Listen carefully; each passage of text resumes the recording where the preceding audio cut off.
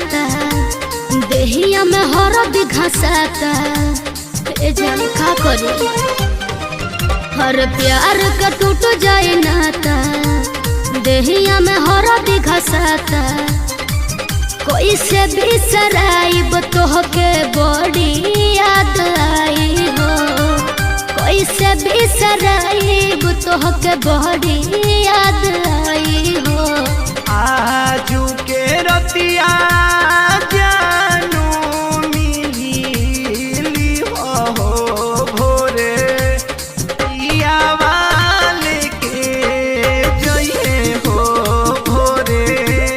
पिया वाले के जइए हो।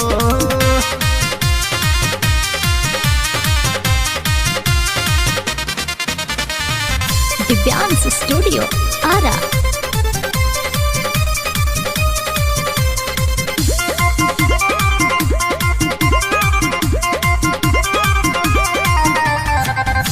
कोई विदाई सुबह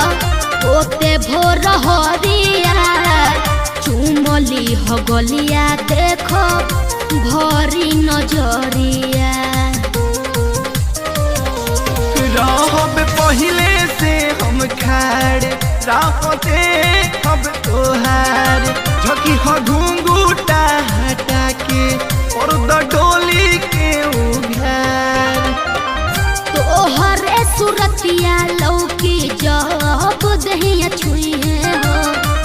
तोहरे सुरतिया लौकी जब दहिया छुए हो आजू के रतिया जानू मिली हो भोरे पिया वाले के जइए हो भोरे पिया वाले के जइए हो।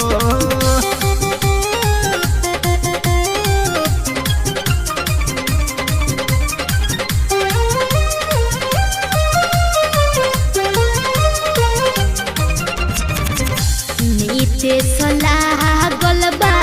तोहरा से नहिया दिल रही तोहरे भीरी ससुरा जाई देहिया भैले छोटन मनी से ही बोलिया पा दीवाना सुन सा